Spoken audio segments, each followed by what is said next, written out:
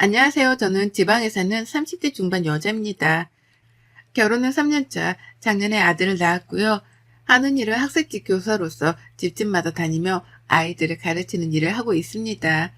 제가 고향이 서울이고 쭉 서울에서 나고 자라 결혼 전까지 지냈다 보니 억양 자체가 여전히 서울말이에요. 그래도 그럴 것이 사투리라는 건 한 번도 배워본 적도 없었기 때문에 당연히 잘 쓰지 못했습니다. 그래서 이제 남편을 따라 지방에 내려와 살게 되면서 제가 쓰는 억양으로 이득을 볼 때도 있더라고요. 바로 아이들을 가르치는 일을 구할 때였죠.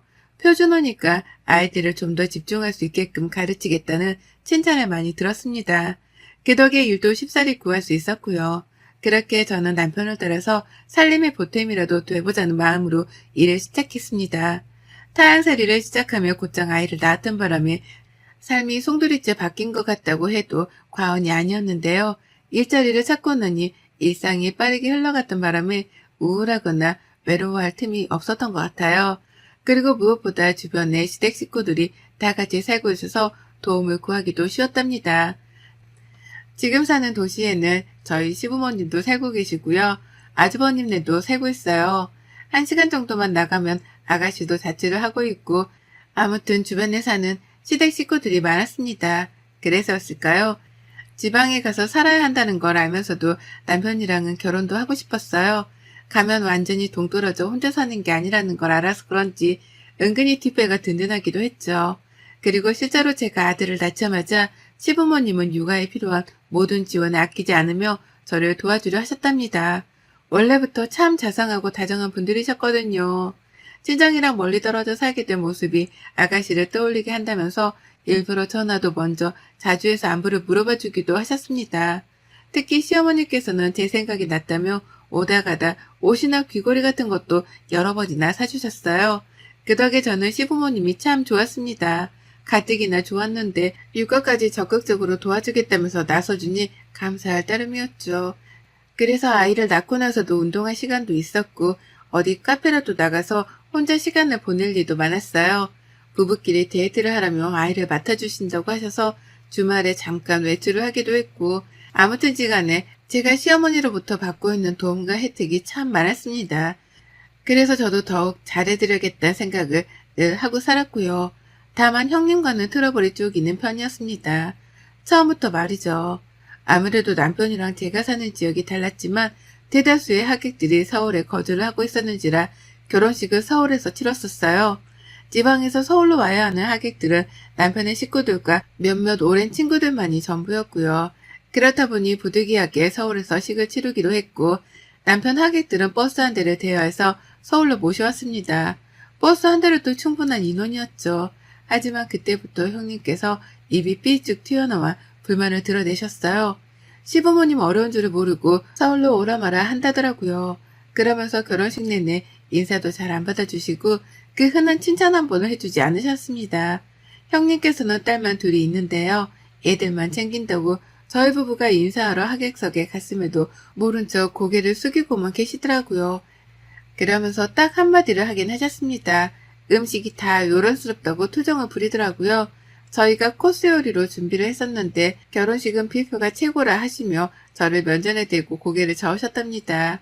그러니 저는 행복해야만 할 결혼식장에서 누군가가 내 결혼식에 대해 평가를 하는 걸 들으며 기분이 별로일 수밖에 없었네요. 그리고 그 때문인지는 모르겠지만 형님은 제가 지방에 내려와 살면서도 잘 왕래를 하려 하지 않으셨어요. 가족들끼리 다 같이 모였던 적이 한 번 있었는데 그때도 결혼식 때 얘기를 하며 흉만 보더라고요. 어머님, 지는 그렇게 먼 결혼식은 살다 살다 처음 가봅니다. 라고 하시며 거리가 멀었던 것도 그렇고 음식도 그렇고 분위기도 그렇고 모든 게 다 자신의 마음에 들지 않았던 최악의 결혼식이라는 막말까지 하셨답니다. 그러니 남편이랑 저는 뻘쭘하고 괜히 죄진 것 같은 기분도 들고 아무쪼록 기분이 마냥 좋지만은 못했어요. 그러니 먼저 형님을 찾아 배워야겠다는 생각을 하지도 않았고요. 다만 남편이랑 아주버님의 사이가 너무 좋았는지라 제가 아주버님을 통해서 연락을 자주 하곤 했습니다. 남편이랑 아주버님이 통화를 하면 옆에서 간간히 인사를 드리면서 말이죠. 그러자 제가 아들을 낳았고 시부모님이 아이를 챙겨준다며 집으로 자주 찾아와 주셨죠. 시부모님은 아이가 너무 예쁘다면서 매일같이 사진을 찍으셨어요. 그걸 보니 저도 참 좋았습니다. 아이가 얼마나 예쁘실까 싶어서 시부모님 마음이 이해가 갔거든요. 근데요, 이걸 가지고 형님이 단단히 화가 나셨더라고요. 시부모님이 자신의 아이들을 카톡 프로필 사진에 올리지도 않으면서 손주 사진만 프로필에 올린다며 아들과 딸을 차별한다는 겁니다. 그 이후로 화가 나서는 아주버님께 먼저 화를 내셨고 그 말이 곧이어 아주버님을 통해 남편과 저한테 전해졌던 거죠. 기분이 참담했습니다. 내가 뭘 잘못했길래 내 인생에 차별이라는 단어가 튀어나온 건가 싶어 막막도 했죠. 무엇보다도 형님이 그런 식으로 말씀을 하셨다는 것에 대해서 인정할 수가 없었어요. 형님은 시부모님이 집으로 발길조차 하지 못하도록 하는 분이셨거든요. 그러니 시부모님이 형님 자식들의 사진을 찍을래야 찍을 기회조차도 없었답니다. 시부모님하고는 가까이 하려고 하는 것 같지도 않아 보이고 은근히 거리를 두며 오히려 집안 행사 때에는 어떻게든 빠지고자 안달을 내던 형님이셨어요. 그걸 옆에서 지켜보며 형님은 주변에 친정도 있을 것이고 친구도 많을 테니 시댁 식구들과 가까이 할 필요가 애써 없겠구나 싶었답니다. 그런데 그렇게 거리를 둘 때는 언제고 이제 와서 자기 자식들 사진은 잘 안 찍는다면서 가족들 사이에서 이간질을 하다니요. 제 입장에서 너무나 억울했고 또 너무나 화가 났답니다. 하지만 참았어요. 거기다 대고 시어머니 편을 들 수도 없고 형님의 무심함을 탓할 수도 없었으니까요. 이럴 땐 그냥 가만히 있는 게 상책이라는 것 정도는 알고 있었습니다. 남편이 대신 나서서 시부모님이 조용히 말을 전했고 그 후부턴 온 가족들이 형님의 눈치를 보면서 지냈던 것 같아요. 시부모님도 손주 사진 찍는 걸 극도로 참으셨죠. 그러나 저는 학습지 교사 일을 시작하게 되었고 그 후부터는 좀 편해졌어요. 제가 맞벌이를 하게 되었는데 아이가 너무 어리니까 시부모님이 아이를 봐주러 저희 집에 올 명분이 생겼던 겁니다. 시부모님도 그때부터는 더 편한 모습으로 즐겁게 저희 집을 오시더라고요. 제가 맞벌이를 하게 된 것이 너무 기쁘셨는지 일하러 가는 저를 성금만금 벌어다 오는 서방 보듯이 시어머님은 극진히 보내셨답니다. 그리고는 하루 종일 정말로 아이를 너무나 잘 봐주셨어요. 하지만 이것 또한 형님의 귀에 들어갔고 형님께 욕을 먹는 일이 되었답니다. 제가 시어머니를 부려먹으려 한다고 저를 향해 흉을 보던 걸로도 모자라 남편까지 싸잡아 부부가 둘 다 왜 그 모양이냐고 화를 내신 거예요. 이번에는 직접 저한테 연락을 하셔서 말이죠. 어른들이 나이 드신 걸 알면 알아서 아이를 어린이집에 보내든지 부모를 고용하든지 해야 할 게 아니냐며 화를 내는데 정말 미치겠더라고요.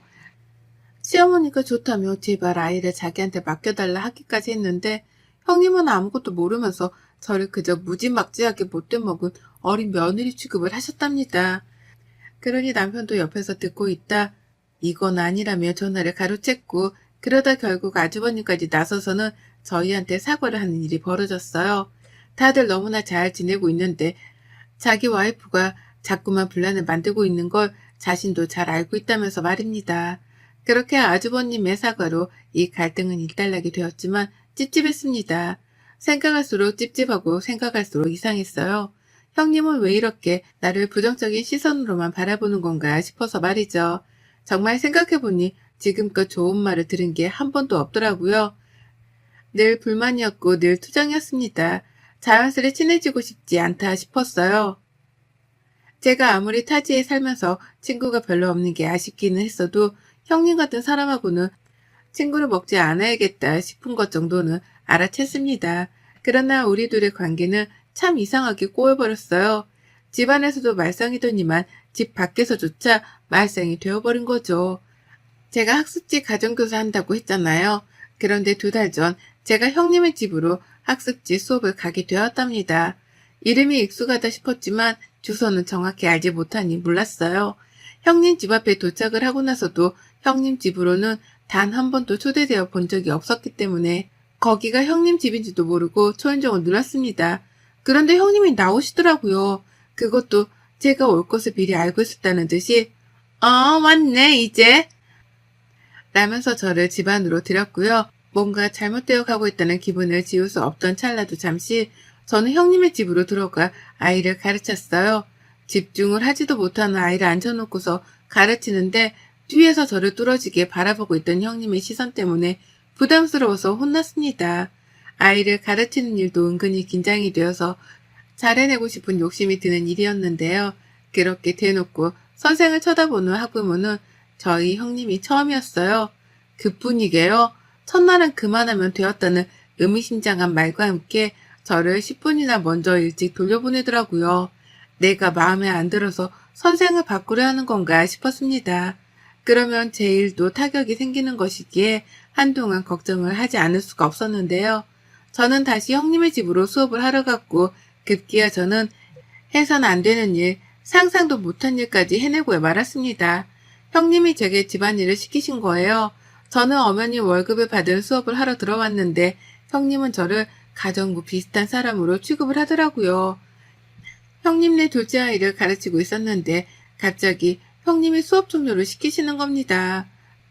그러더니 자신이 급하게 장을 보러 가야 하니 부엌에서 밥부터 좀 앉혀놓으라는 거예요. 그래서 전 했습니다.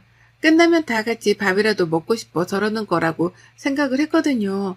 그래서 수업을 하다 말고 밥을 했고 그 와중에 문자로 양파를 잘라서 물에 담가 놓으라고 하길래 그것도 했어요. 일을 하나 말고 남의 집에서 요리를 하고 있는데 형님은 나중에 집으로 돌아오더니 오늘 진도는 다 나간 거냐며 제게서 학습지 진도 확인까지 꼼꼼히 하셨답니다. 당연히 형님 때문에 부엌에 들어가 있느라 시간이 촉박했었는데 형님은 자신은 아무 잘못이 없다는 듯 뻔뻔하게 제게 화를 내셨어요. 아이 진도가 왜 이렇게 늦냐고 말이죠. 그리고는 그날 전 밥을 얻어먹지도 못했습니다. 정말로 형님이 시키신 부엌 일을 해드린 것 뿐이었던 거죠. 저는 그 후로도 여러 번이나 형님의 부탁으로 인해서 빨래도 널고 급기야 청소기도 밀었어요. 청소기의 경우는 좀 웃겼는데 제가 방 안에서 아이를 가르치고 있던 와중에 형님이 밖에서 저 애타게 찾으시더라고요. 왜 그러냐면 나가보니 형님께서는 첫째 아이와 씨름을 하고 계셨어요. 말씨름이요. 아이가 망가뜨린 꽃병 때문에 주변에 꽃가지랑 잎들이 잔뜩 흩어져 있었고 형님은 아이를 혼내야 하니 저보고 그걸 치워달라 했습니다. 안 그럼 나중에 둘째 아이가 와서 밟을지 모른다고요. 그래서 전 그렇게 해드렸어요. 청소기를 민 거죠. 근데 형님은 여기도 해달라 저기도 해달라 아주 그냥 온 집안을 치워달라 추가로 요구를 하신 바람에 진짜로 온 집구석을 청소기로 직접 밀고 다녔답니다. 그 짓을 하면서도 스스로 너무 황당해 기분이 좋지 못했는데요. 별 수 없었던 게 형님이 꼭 마지못할 핑계를 대면서 제게 일을 시키시는지라 거절을 하기가 힘들었어요. 그렇게 저는 2달 동안 형님네 집을 가 있으면서 단 한 번도 그 집안일을 안 해본 적이 없었답니다. 요리에 설거지에 청소기, 남은 건 이제 걸레질 하나뿐이었는데요. 진짜로 걸레질도 했어요. 수업하고 있는데 걔는 어려서 진도를 빨리 안 나가도 돼 라는 정과 상반된 말을 하며 저를 밖으로 끌어내더라고요. 그러더니만 덩서도 이제 애 키우고 할 텐데 우리 집에서 애 가르치지 말고 살림부터 가르쳐봐 라면서 손에 걸레를 쥐어주었습니다. 어린아이한테 애초부터 학습지를 시킨다는 것 자체가 오바였다는 말씀을 하더라고요. 몇 번이나 말이죠.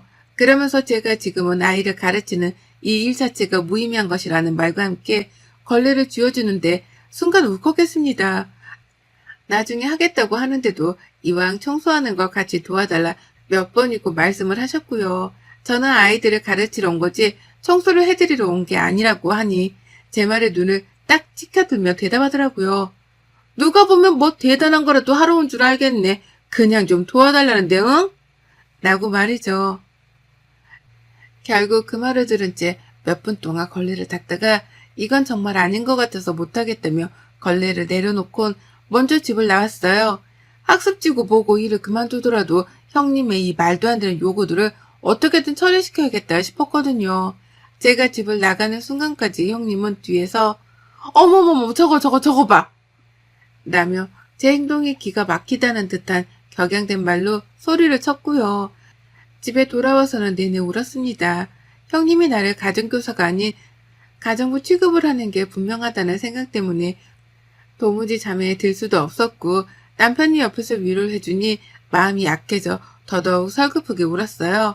그간에 요리도 하고 청소기도 밀고 설거지도 한 걸로 모자라 걸레까지 손에 쥐어주다니요. 그러면서 아이들의 학습 진도가 제대로 나가지 않을 시에는 전부 다 저한테 왜 늦냐면서 뒤집어 씌울 것이 뻔한 사람이었습니다. 이래도 욕을 먹고 저래도 욕을 먹고 이런 식으로 일을 하려니 벌써부터 앞길이 막막해 못하겠더라고요. 결국 저는 상사한테 이 사실을 고했고 제가 형님네 집에서 아이를 가르치는 거 포기하는 쪽으로 마무리를 짓기로 했어요. 제가 힘들어서 제가 일을 줄이는 방향으로 말이죠.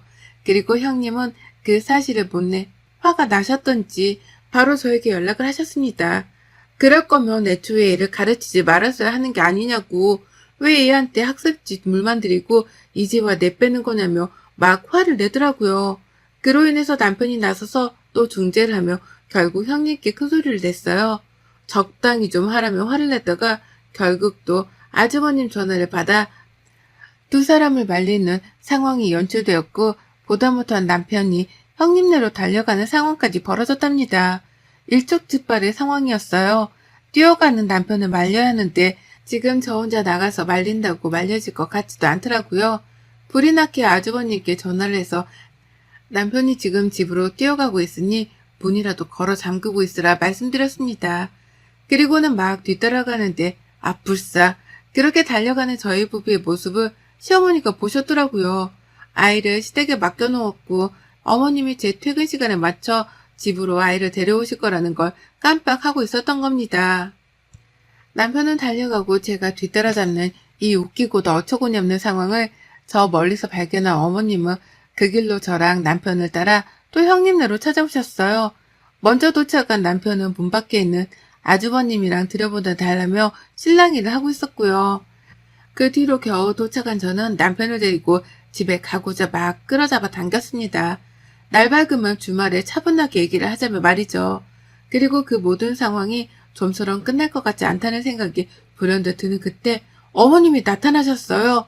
제 아이를 안고 이게 뭐들 하는 짓이고? 라면서 뒤에서 소리를 지르신 겁니다. 순식간에 남편과 아주버님 그리고 저는 조용해졌고 아이 울음소리만 쩌렁쩌렁하게 복도를 울렸어요.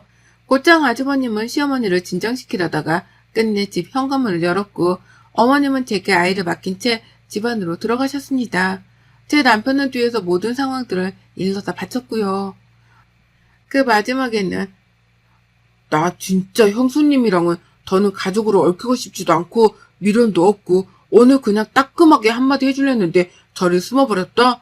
그래서 형이랑 밖에서 이러고 있었던 거고. 라고 하면서 형님과는 연을 끊겠다는 말까지 내뱉었어요. 그러자 어머님은 한숨을 푹 쉬다 마주본 형님께 이러더라고요. 넌 이제 진짜 아웃이다 아웃.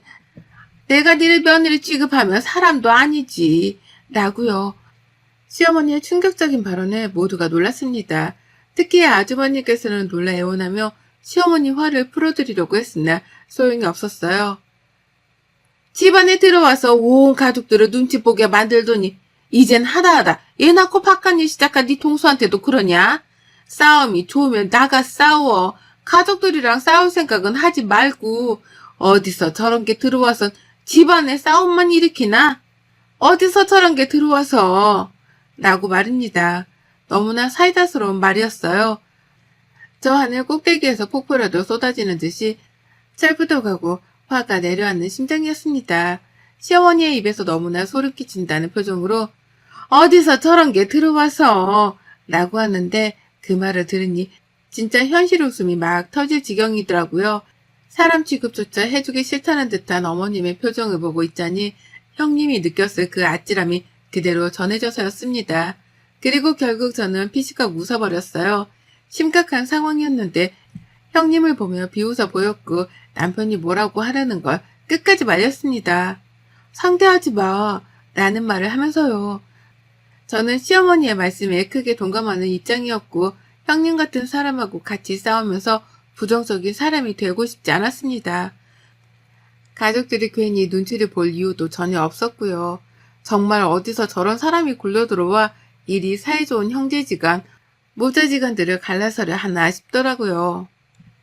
어머님도 그렇게 느끼고 계셨다고 생각을 하니 괜히 내 편이 많이 생긴 듯한 기분이어서 그리 억울하지만은 않았습니다.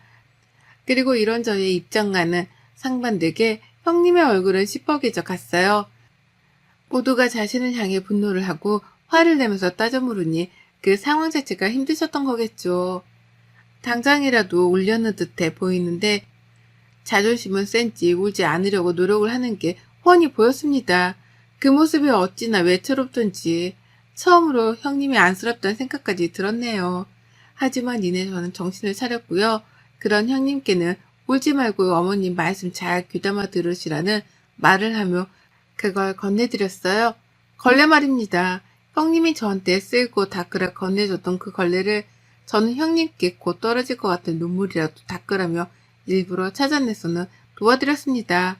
그러니 형님은 걸레를 들고는 이게 무슨 상황인가 싶어 한 번 더 비웃어 드린 뒤에야 아이를 데리고 남편이랑 먼저 집을 나왔어요. 나오면서 어머님께는 어머니 우리 집에 가요. 거기 더 있지 말고 얼른 나오세요. 라고 불러냈고요. 다시 생각해봐도 형님은 정말 매사가 불만이었고 또 매사가 친절하지 못했습니다. 시댁이라는 이유만으로 경계를 하는 것 그 이상으로 지나치게 행동이 무례했죠. 일을 하러 찾아왔던 저에게 집안일을 아무렇지 않게 시키셨던 것도 그중 하나고요. 온 가족들을 눈치 보게 만들기만 했던 형님. 이젠 형님이 온 가족들을 눈치 봐야 할 처지네요. 가족이라면 부디 잘못을 뉘우치고 가족이 될 생각이 없다면 남한테 피해 그만 주고 제발 좀 조용히 사셨으면 합니다. 이 말하려고 제가 이 긴 글을 써가면서 유튜브에 사연 신청까지 했네요. 여러분의 생각은 댓글로 남겨주세요. 오늘도 시청해주셔서 정말 감사합니다.